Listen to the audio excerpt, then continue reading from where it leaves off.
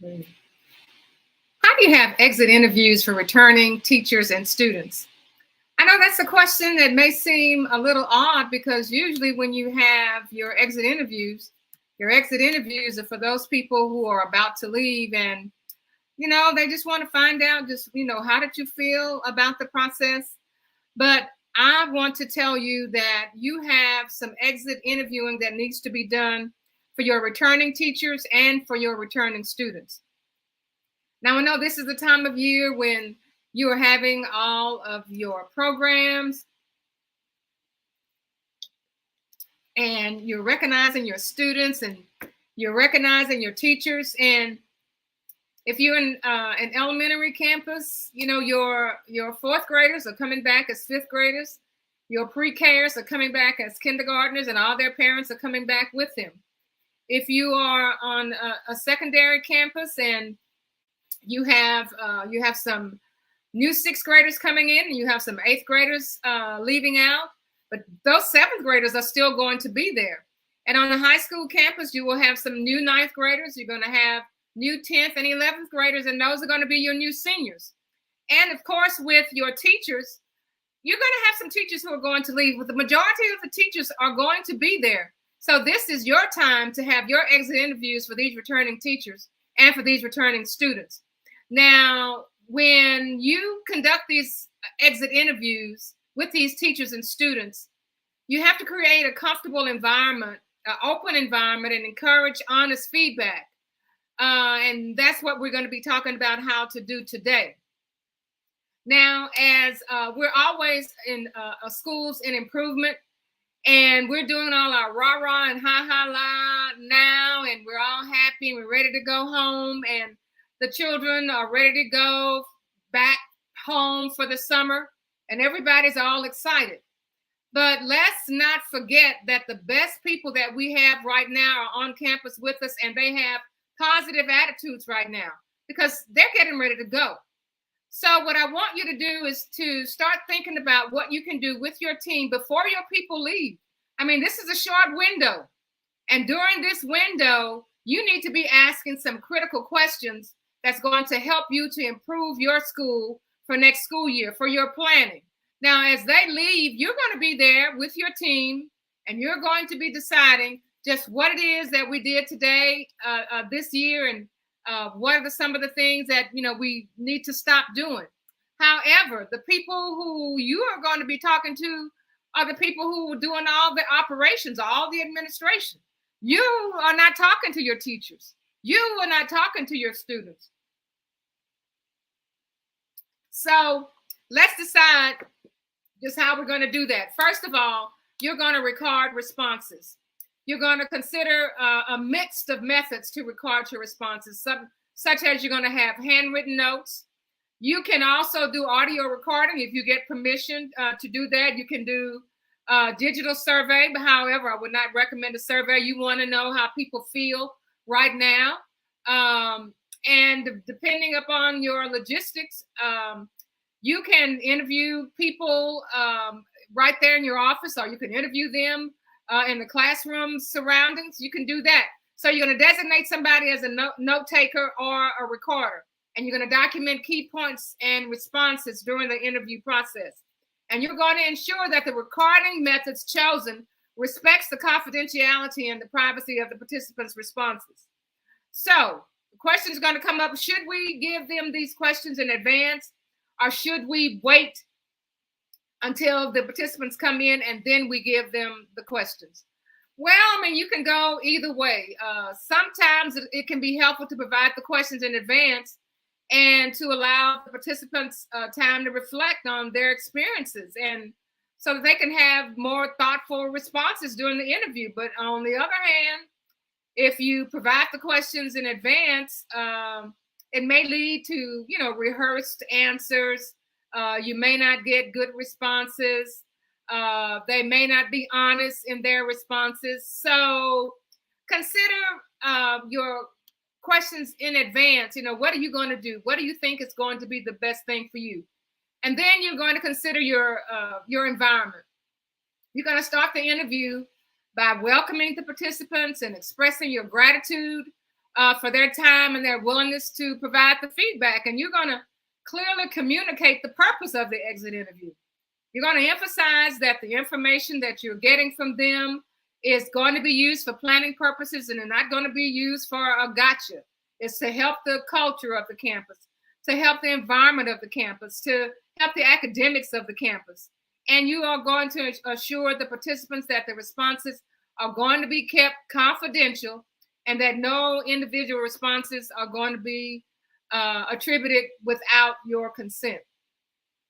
Now, when you are creating this environment, there's several ways you can do this. I mean, you may want to work in cooperative groups.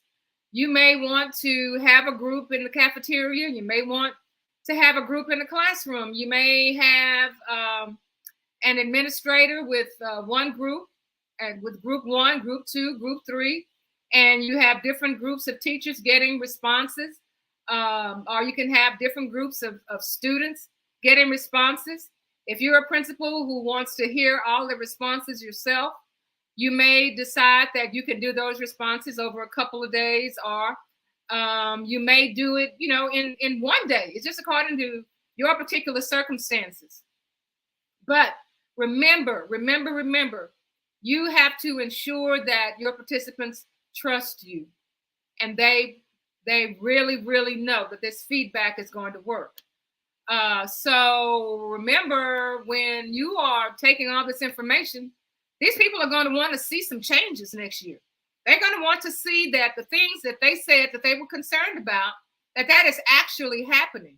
And then that shows that you trust them. That shows that they can trust you. Now, here's the critical thing. How do you select the people who are going to be on your team? How are you going to select your interview team?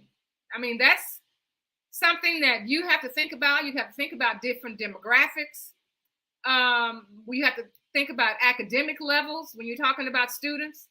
Address the involvement within the school community.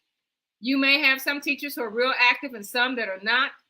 When you are considering your students, you're looking at different grade levels.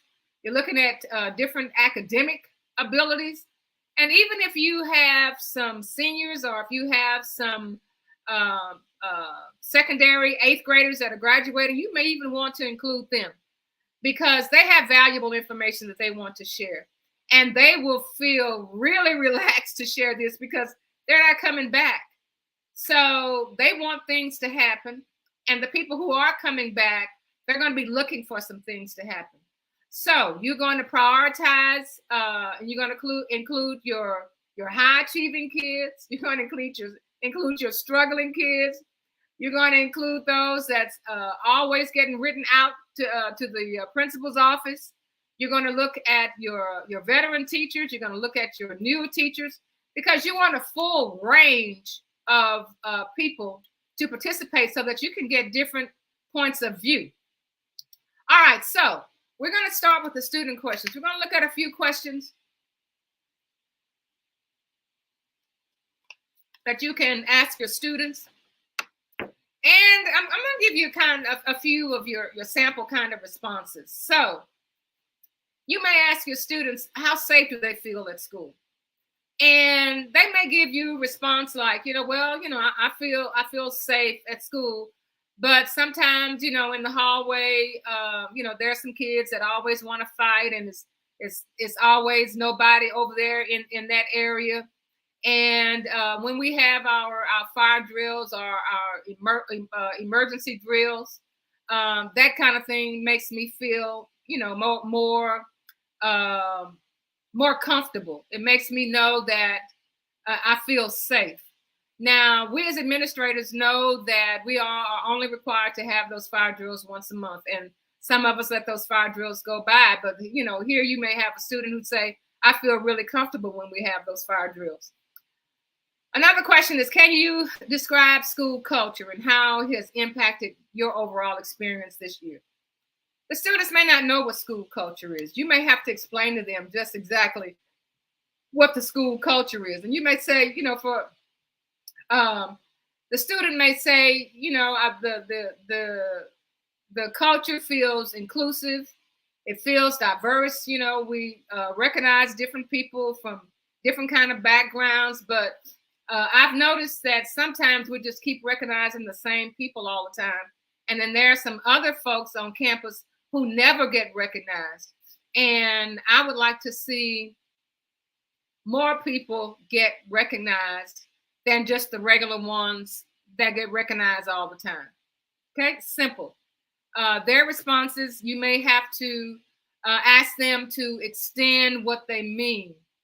But one thing I want to say to you is do not take the student's voice lightly. They mean what they say, and they say what they mean. And when we are preparing our schedules for next school year, when we're preparing our planning for next school year, we are going to be a better school if we include the comments that these students are making. So here's one that is very, very impactful to both the students and to the teachers, and that is, how do you feel about classroom management? How do you feel about the strategies that the teachers use in the classroom for classroom management? And what kind of things would you do to improve? What would you suggest? So, of course, the students, they're going to say that, most of the teachers do a good job with classroom management, but, there are always times when disruptions can affect our learning.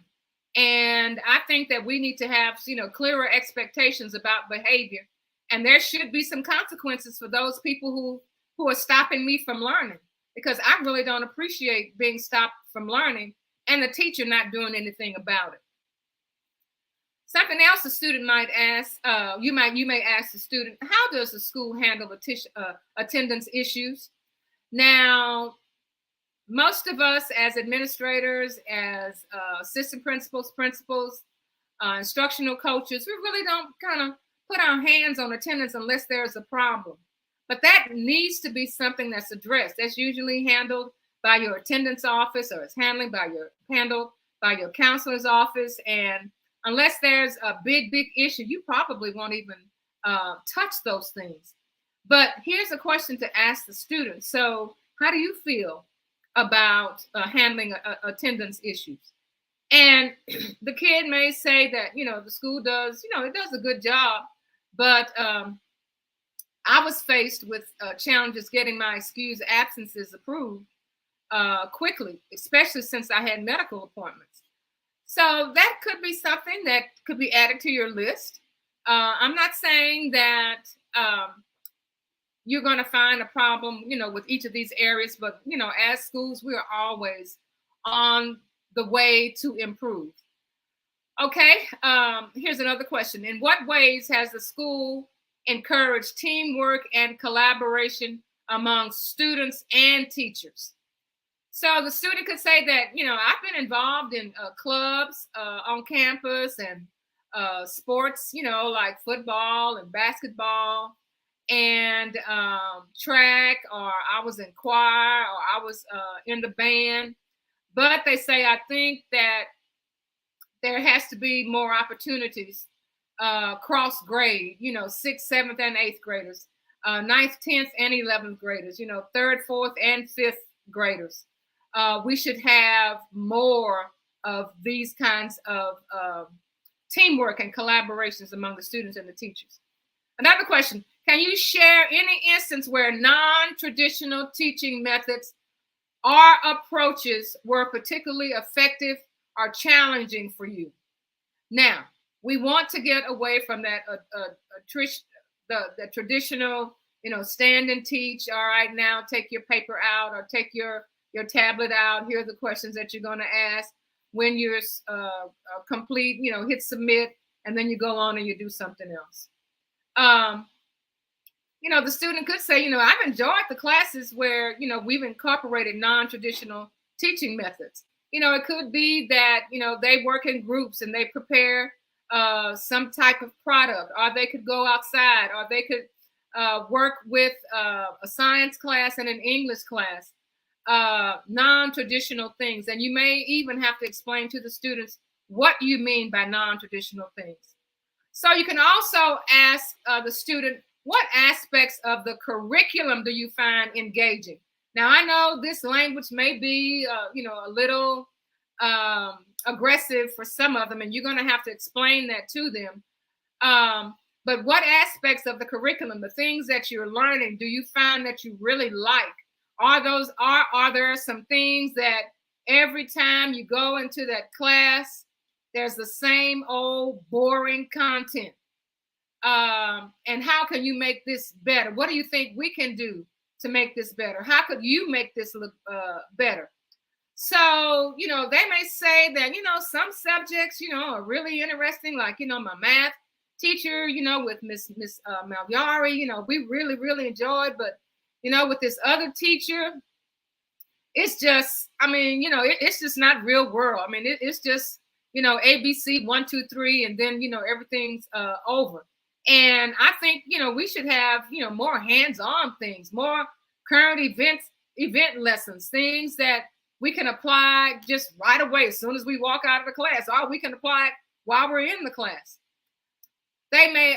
You may also ask them, how would you describe the quality of the instruction? I mean, what kind of instruction? Does your teacher enjoy teaching? Are there any areas that you think that the teacher can improve on? Ways that the teacher could help you excel? And the student may say that, most of my teachers, they do a good job. They're passionate, but there are a few teachers, who really struggle with explaining, the content. My history teacher, we have problems understanding him. And, the way we learn and the way he teaches, I mean, it's just not mixing. So they may ask, is there something, you can do to help us with that? Or you can have this question asked: what support services or resources have been most helpful to you during your time at school? And they may not know support service. You tell them, counseling services. Have you used the counseling service? Have you had a counselor to talk to you? Did the things that the counselor talked to you, was that important to you? Was it helpful to you? Or did you even know that we had counseling services on campus? And that's something that needs to be addressed before the students leave. And the last question that I'm going to bring up for students is, do you have any additional thing that you want, additional feedback that you think that we can do to improve your experience at our school? And I guarantee you the students are going to come up with some ideas that they want to happen on your school. And you may think that, some of their ideas may be trivial. Some of their ideas may be far-fetched. But I guarantee you, when you have things going on your campus, you're going to see your attendance rate improve. When you know that some of your teachers are not as strong in content and you're providing professional development, you're going to see academics improve. You're going to see that students enjoy going to a class where there's some real world application. And then you are going to see that because of all of these small things, it's going to take and create a whole where your entire school rating will improve. And it's because you ask questions. You didn't just decide to do things because somebody in central administration said, we need to do this or we need to do that. You need to get to know the people on your campus, the students on your campus. And I'm only doing teachers and students today, but you have all of your support staff. You have your cafeteria staff. You have your maintenance staff. All of those people contribute, and you need to ask them questions. Is that something that all of us are deficient at? Absolutely. But we are planning for next year right now.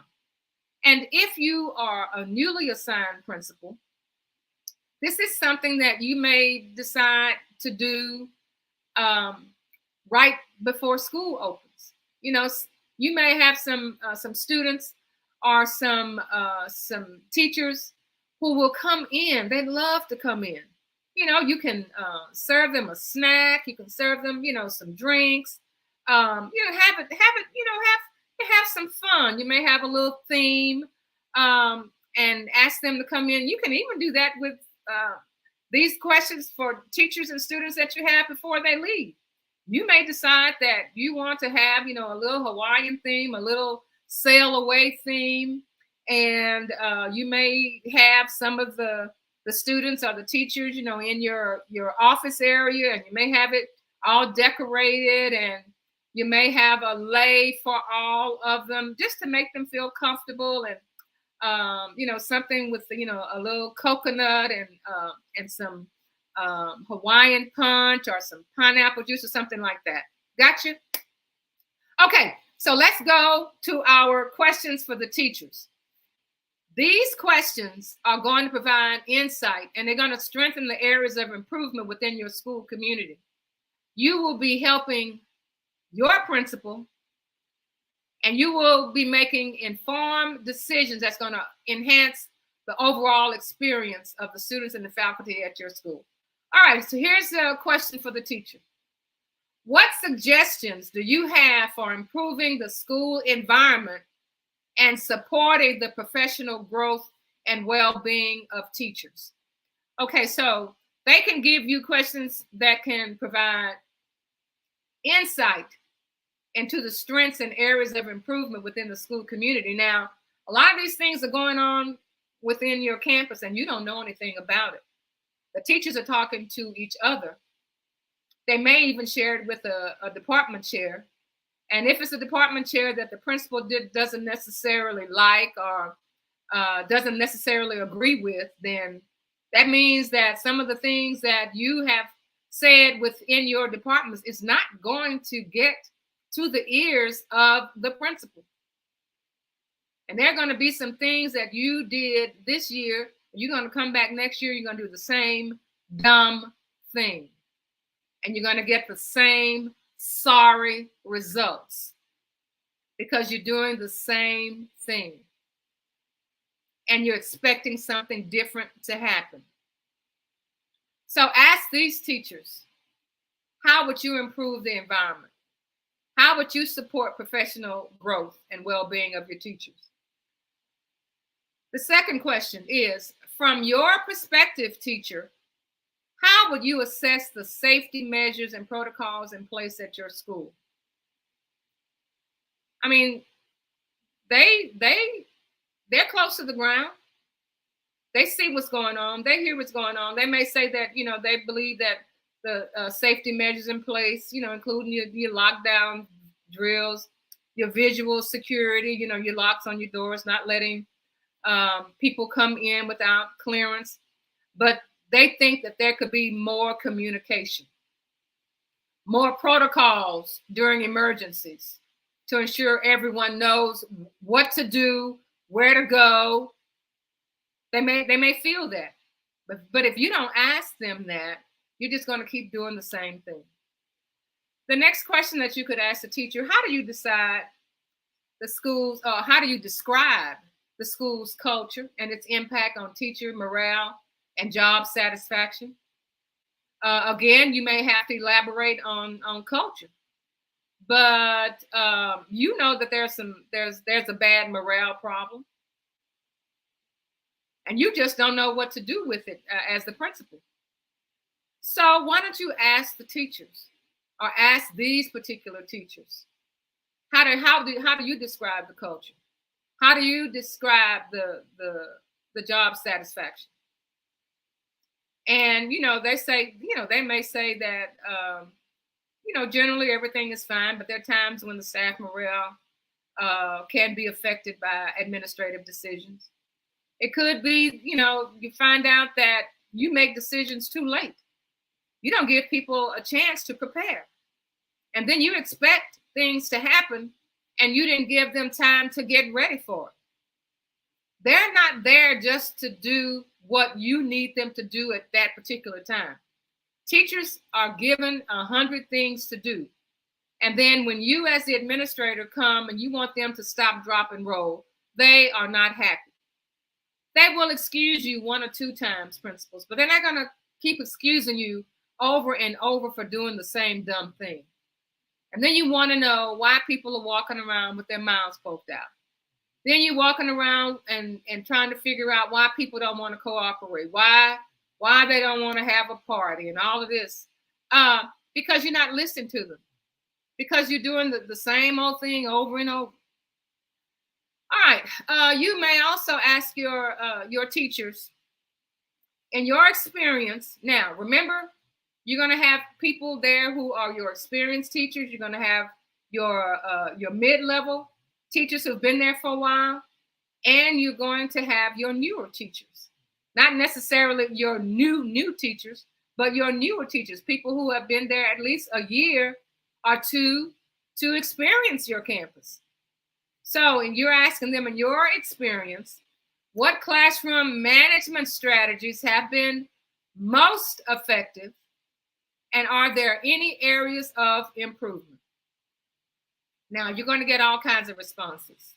Some of them are going to say yes. Some of them are going to say, things are pretty good with management. And then if you have had a year where your classroom management has been terrible, you are going to hear about it. But you want them to give you ways for it to be improved. And if this is an opportunity for you to get them to understand IEPs, get them to understand special ed needs, get them to understand the laws as they impact students and being dismissed and classroom management. If this is a time where the teachers say, I need some more classroom management techniques. I need to go this summer to some kind of restorative practices to help me. That's going to be your time. And when you hear that from all of your different levels of teachers, it's just going to be that it's just not people walking around in your building with their mouths poked out because there's nothing being done about classroom management, especially when students are written out. And remember, the idea is not to write students out. The idea is to be able to maintain the students in the classroom with the classroom management through professional development that you have learned to use. All right, let's go to another teacher question. Team building. How has the school promoted collaboration and teamwork among faculty and with the students? Have you done anything? Or has it all been superficial? Have you, as the principal, done things because it's been a requirement? Have teachers asked you to do some type of collaboration and for some reason you kept putting them off? This is the time to hear that. You can't be walking around in your own little world. It's the end of the year and everybody's happy, and you think that that's a sign that everything is good. Well, I want you to know that that's not necessarily so. There may be some good things, there's no doubt about it. Because a lot of you have done a superior job. But we're in the business of improving. We want to get better. We want all of our schools to be ranked A, or above average, or excelling. And you can't do it by yourself. Here's another question. What are your thoughts on the current curriculum? And are there any changes or enhancements you believe would benefit students? What are you doing in your PLCs? Are you breaking the curriculum down? Are you discussing your lesson plans? Are you involving the students in developing whatever grades they have? Are you giving children second chances? Are you including parents in this process? in a positive way, not in a way that's going to inconvenience parents? What are your thoughts? Ask them. They will tell you what's going to work. The other question is, how would you rate the overall quality of instruction at our school? And what support or professional development opportunities would you like to see offered to teachers? So, they can say, well, as far as instructional quality, we have some teachers who know their content, and we have some teachers who just, are skimming on the content, and we need to do something about it. Because remember, it takes 1 to 5 years to develop a teacher, especially a teacher who is working on a specific content. And, the saying is, you got, your 4-year degree, you went to alternative certification program, or you did your student teaching, or you've had practice teaching. So that means that I'm supposed to know everything. Not so. You don't know everything. And the new teachers certainly don't know everything. They have some students in the classroom who may be more abreast than what they are. And you know this, principal. You know this. Because you have so many things going on, so many people pulling at you. You have not developed a system to address these kinds of issues. You don't know what's in your budget for your teachers to have professional development. You don't even know what professional development is out there. You know you need professional development yourself. So we're just saying, take this time for your exit interview to find out just what was going on this school year, so that you can improve that for next school year. All right, and one of the last things is have them to just give you just some of the things that you think can be improved on the campus. There are some campuses where if the teacher comes in 1 minute late, it's like the principal standing there, with the phone in her hand saying you're a minute late. But nobody counts when that same teacher gives up her lunch to help a student understand something that is really complex. Nobody's standing at the door when you're putting in extra time to make sure that your planning is meeting the needs of all of the different kinds of students in your classroom. So let's be realistic. Will the teachers bring all this information to you? They will, if you provide the kind of environment that will make them feel comfortable. They will. So when you meet with the teachers and when you meet with the students for the exit interviews, record their responses. Show them that you're recording their responses. They should see you recording responses. And when they do that, they will notice that things will feel that things are going to be good for next year.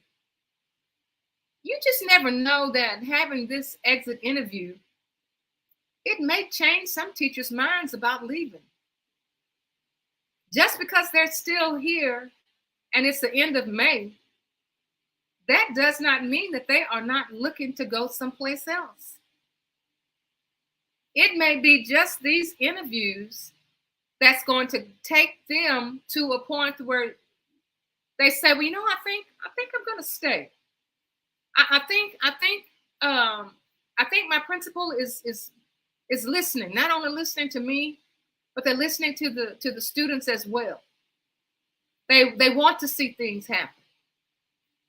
And if you can foster trust and transparency, you're going to find that the experience that you had this year as a principal is going to be one that's going to be different from next year. This is giving you some ammo.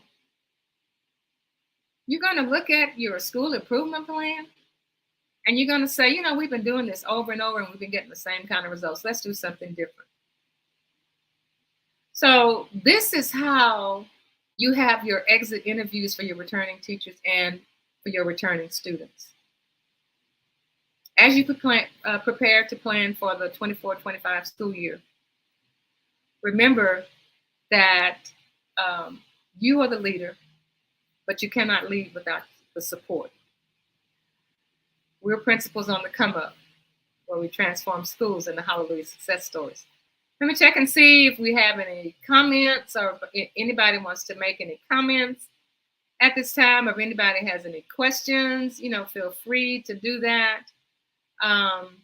Because, you know, I think we've pretty much scraped the pot clean with the things that we've talked about, because they're just so important in order to enhance the schools and get the schools where we need to be. Because when you do things like this shows that you really care about what you're doing. You don't really just put people off. You want them to be in an environment where they are happy. You want them to be in an environment where students excel. You want to be a recognized school, a recognized campus. And these are the things that you do when your school becomes a Hallelujah success story. So we'll see you next time on Principals on the Come Up, where we transform schools into Hallelujah success stories. We'll see you next time.